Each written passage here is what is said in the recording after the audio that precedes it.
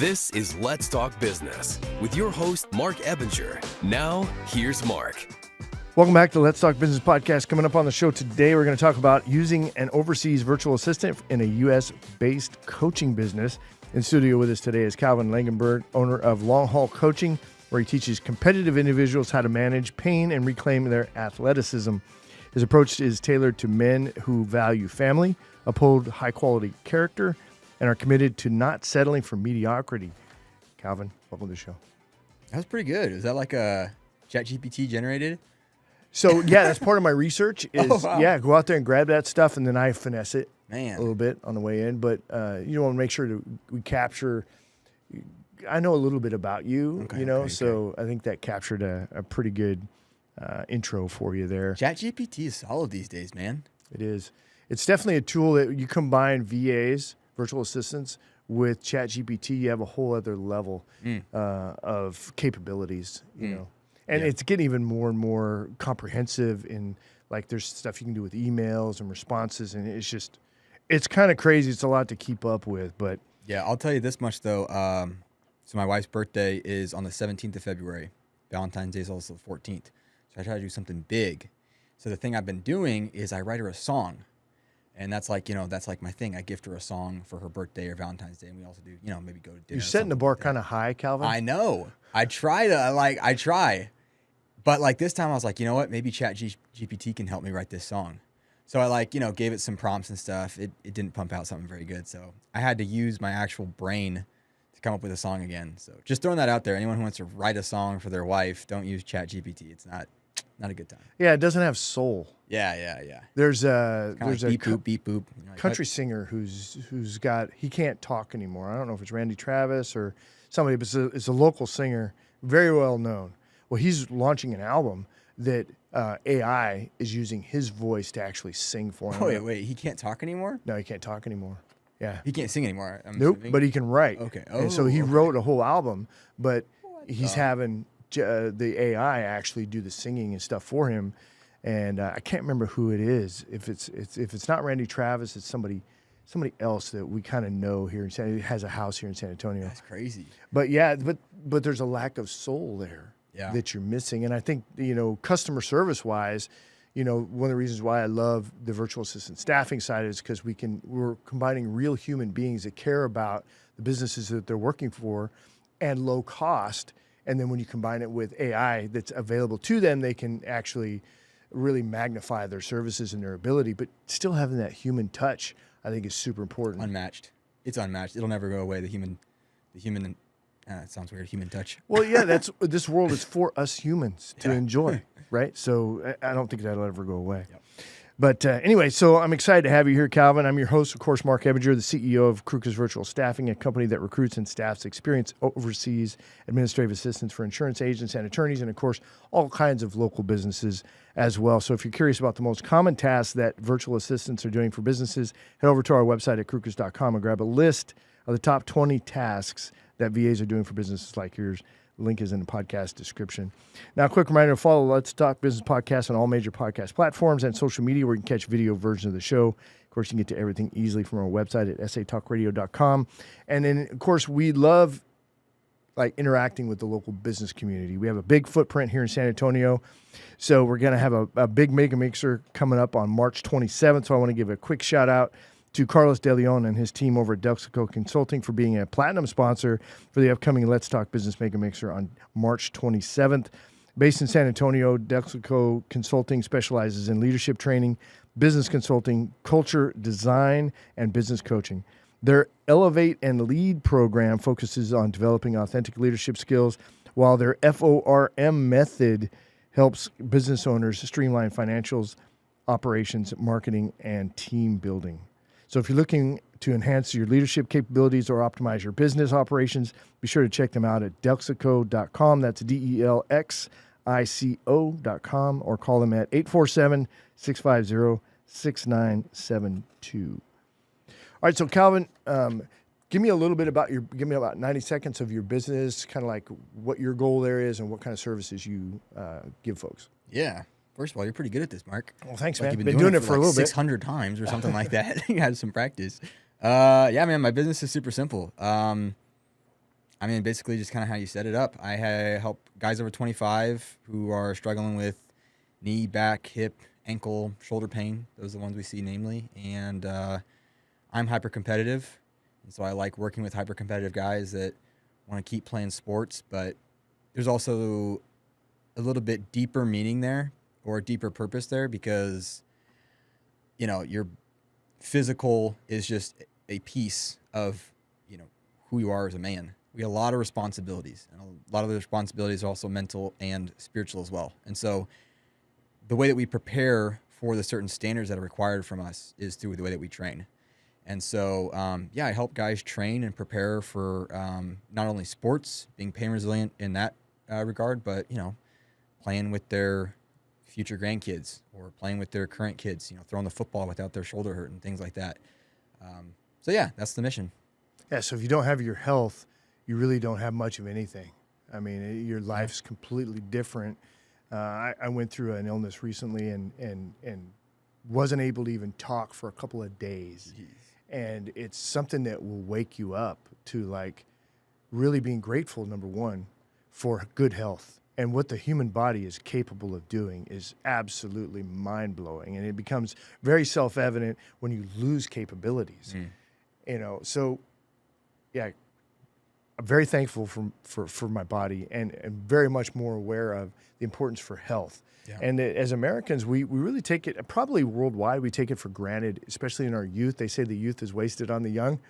But certainly as you get older and things start to maybe not work as well or break, you become a lot more self-aware of how beautiful that life can be when you're fully healthy and you have the energy and the passion to do things. Passion combined with energy, is a big deal. And when you're older, some of that stuff kind of fades a bit.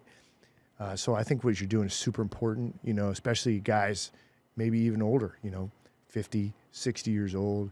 There's a lot of benefit, and they might actually be even more aware and more grateful for the opportunity to regain some of that. Yeah, I think what you said is key. Is I think there's this lack of belief, or there's this false narrative around age. And what I see very commonly is guys are in an environment where health is not something that is held to a high standard. They're surrounded by people that are, oh, my back is hurting, my knees are hurting because I'm getting older. And it's just this blame game, this victim mentality. And it's like, if you applied that to business, like, guys don't like when you apply it to business. It's like, oh, we got our business. This is where we got to focus on things that are within our control. But then it comes to their body, and then they're just like, well, I'm just getting older. It's like, well, come on. Like, the human body is the most incredible organism in this entire universe. Like, show it a little bit of respect. Give it give it some of the proper things that it needs. Train the right way. And I think that when it comes down to it, a lot of people are just, it's not really necessarily their fault, but unfortunately, a lot of people are just ignorant. They don't know how to take care of their bodies. They go into the gym and they're just doing the typical push-pull legs bro split or something. They don't even know what it means to train like an athlete anymore. They probably never knew what it meant to train like an athlete, because all they have is like this, I don't know, high school strength and conditioning football coach that was like, all right, get under the bar and, try to squat, box squat 600 pounds, and they hurt their knee, and they're like, oh man, like, yeah, this training thing's bad. And they throw the baby out the bathwater, and it's like, dude, when was the last time you focused on flexibility? When was the last time you stretched? When was the last time you got enough protein throughout the day? And I think that these little things, like, so I call it long haul coaching, because it's something when you look at your ideal self. And if you close your eyes and you imagine yourself, okay, I'm 50 years old, I'm throwing the football with my grandkids, I'm cooking my kids in a foot race, I'm doing a cartwheel or something, I'm playing basketball, whatever. I'm not looking back on 2 weeks of training. I'm not looking back on 2 weeks of getting good sleep. I'm not looking back on a month, a couple years. I'm looking back on decades and decades of just repeating the fundamentals, narrowing down the basics, training properly. There's a lot of trial and error mixed up along the way. A lot of times I've failed, but it's a decade. It's long haul coaching. So you have to have that long-term mindset, and that's where it starts. And that's why it's called long haul coaching. And so there's some people out there that they like I don't have anything against like chiropractics or acupuncture therapy. A lot of that stuff's amazing, but you have to understand that you are always in control of what happens. And there are things that are out of your control, but you are in control of the things that you can control. And so you have to take personal responsibility for those things, and you have to do those things over a long period of time. And that's the only way that has the potential of having a positive outcome, because there's no guarantees, but that's the only thing that has a potential of having a positive outcome. So again, I have nothing against those things, but if you have that short-term mindset, like I'm just going to go to the chiropractor and he's just going to fix me up one day, next day I'm going to be fine, and you continue eating junk. It's like, well, it's a culture of wellness, right? It's what we're talking about is if you think of it as culture, then you're thinking long-term, right? You're not thinking of acute, something you're going in to fix. You wait for something to break, then you go fix it, and it's this back and forth thing all the time. It's a culture of wellness that as Americans, we're not as in tune with. I don't know if other cultures are or whatever, but I just know from what I grew up around, for me, there wasn't this culture of wellness and fitness and exercise other than the police department, which was, I got to do the bare minimums in order to do the things so that I can do my job, so forth. There's a little bit of a culture there, but how much better if our kids are really raised in a culture of where you pay attention to physical, emotional, mental well-being, spiritual. You can't forget the spiritual side too. It's like, trying to eat all the protein, you're not getting any fiber in your diet. It's like spiritual is a huge part of what makes this a human experience. Yeah.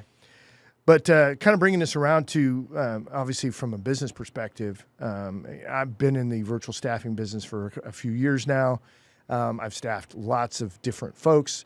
I think you might be the only coach that I've got staffing with. So tell me, what made you decide to hire a virtual assistant, and what are you using them for? Yeah, I got to give a huge shout out to Heather. I went to one of her events, and we were just kind of dissecting different bottlenecks in our business, and I was just spending so much time on the CRM. And like my business is super simple. It's been a process learning how to transition things online, because for the last decade of my life, I would help people in person. I'm 100% confident I could help people in person. But then I was like, okay, now I have to niche down. That was something that was different, because when you're in person, you're just like, I've helped all types of people across the board. But then it's like, all right, you have to pick a niche, and then with your niche, it's like, okay, you have to have a very like systematic process, to where it's like before it was kind of like, all right, everything's customized for the person because everyone's different. But now it's like, okay, now when you have your niche, if you want to scale, then you have to have something that's like, okay, this is the problem I solve. This is the type of person that I solve it for. And so this is kind of the step-by-step thing. So you have to create all those things on the back end. And so, you have to create the offer. You have to create the actual logistics. You have to, have people go through those things and, kind of try them out. So there's a lot of like, hey, I'll coach you for free for 6 months. I just need a testimonial at the end. Try this thing out. And then, okay, cool. And so it's like, it takes time to get results, And so that was kind of the process of where I was going through. And so my goal for my business has been to generate leads online. I don't mind going to networking events. I love networking events. I think it's fun.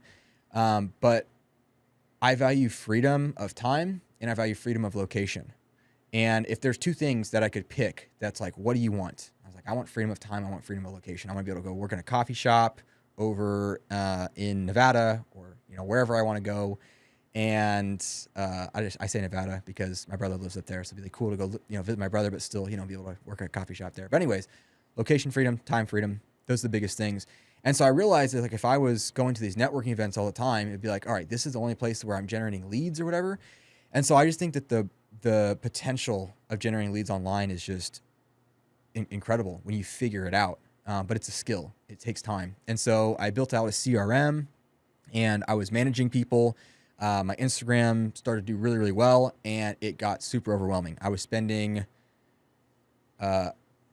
upwards of 3 to 5 hours a day, just taking every single person that messaged me, commented, liked, whatever, every single person I interacted with, putting them in the CRM, and just keeping tabs on everyone.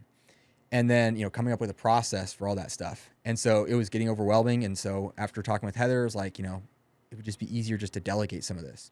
thankfully I had already had a process of, okay, this is like, these are hot leads. This is how many times we follow up with them.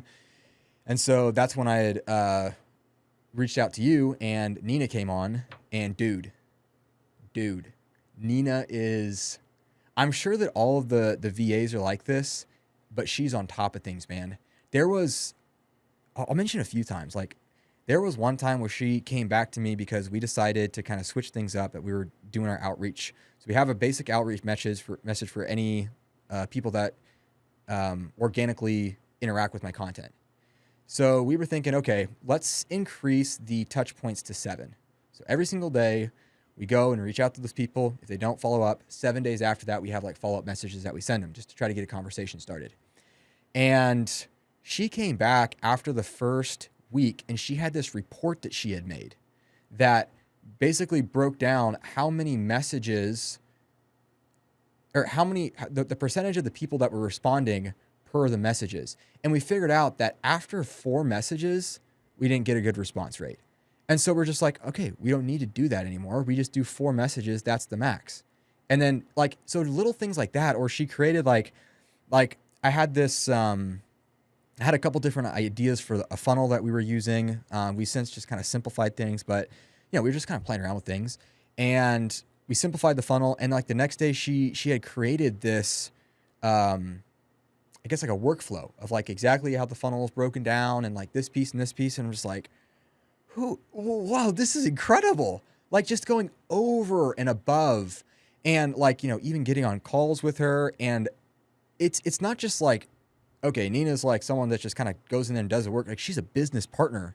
Like I can ask her some things like, hey, how do you think this process is going? Like, do you think this is a good, and he's like, yeah, that message just, doesn't really seem to hit with people. So we changed the message. And just having someone there that's just like, I mean, she's brilliant. She shows up on time. She works hard. I think she's in school right now. So she's, juggling other stuff too. It's just, it blows my mind. It absolutely blows my mind. So yeah, hiring, you guys and having Nina come on is by far the best thing that has happened to my business. It saved me, 3 to 5 hours. We've, increased monthly recurring revenue every single month that she's been on, and it's amazing. And that's really the power. So there's a lot of work ethic. You know what I mean? She's displaying a lot of work ethic for you, going above and beyond what's expected. And of course, as entrepreneurs, we kind of think that way. We think, well, yeah, doesn't everybody think this way? But the reality is, in a lot of cases, employees don't. They're doing minimums, right? They're doing what they need to do to do whatever. But in this particular case, and of course, not all of our VAs will perform at that level. It really is. It's a situation where the client picks their VA and they develop that relationship. And sometimes it works. Well, most of the time it works, but every once in a while it doesn't work as well. And I always love to hear stories where it's performing exceptionally well, because at the end of the day, it's meant to be a blessing to your business. You're paying somebody to come and work for you, and you want them to have your business in mind, for them to be thinking about that kind of stuff. I've got people on my team that are very much like that, and it's exceptional.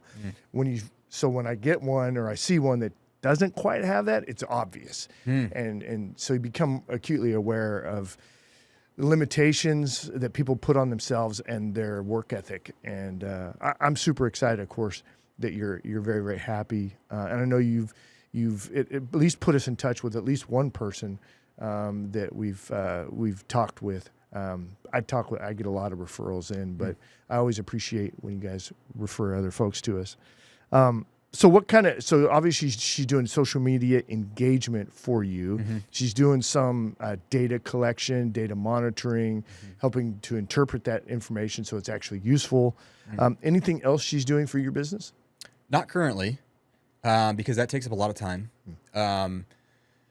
So it really is just kind of data entry. She's managing the CRM, and potentially in the future, I don't know. I don't know what the future holds as far as, I think she has a lot more potential than just being a CRM manager. At the end of the day, I think that there's a lot of potential for her. That might be good for you to explore that too. Is like what and even ask her, obviously she knows a good chunk of your business. Does she have ideas that is stuff that could increase or, sharpen what it is that you're doing and allow her to grow into that? Because, I mean, if you need to add hours, of course, you can just add 2 hours a week or 3 hours or 5 hours or whatever. I mean, you can just grow it. We've had some people that will actually change their job description. It's like, well, this person has grown beyond this. They're now kind of my executive assistant. They're really helping at this different level. So they'll change the job description, maybe even give a little bit of a raise to the person as they're changing jobs and becoming a bigger part of what's going on. So there's so much flexibility that you can do. Just when you're ready to grow in those directions, you can absolutely explore that. We're happy to help facilitate that. Okay, so what have you learned so far from working with an overseas virtual assistant? I mean, initially you don't know anything about it. Maybe you do some research or whatever, but then you start to do it. Tell me about that growth in your experience working with them. Yeah, I think that if someone wants to hire a VA, there's a time for it. And I think that starting off is not the best time. So someone who's looking to hire a VA is probably someone who is a little bit overwhelmed with just some of the mundane things that they're doing, or some of the repeatable things that they're doing, or they have things that they know that they can make repeatable. And that's going to force them, which is good. It's going to force them to either, one, delegate, or two, find a way to delegate. And so I think that everyone should always be pushing towards that if they want to scale their business. I mean, not everyone has to scale their business to gajillions of dollars or whatever.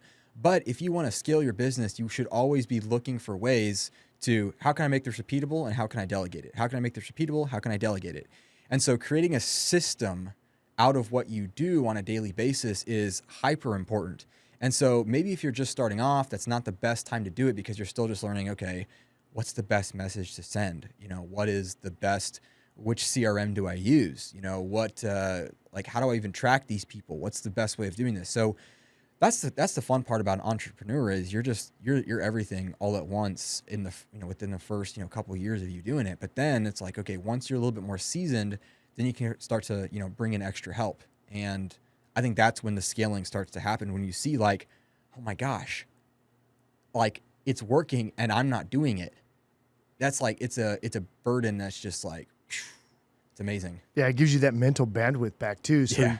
I know for me, because I've got 6 VAs that work for me now, and 4 of them full-time, 2 of them part-time.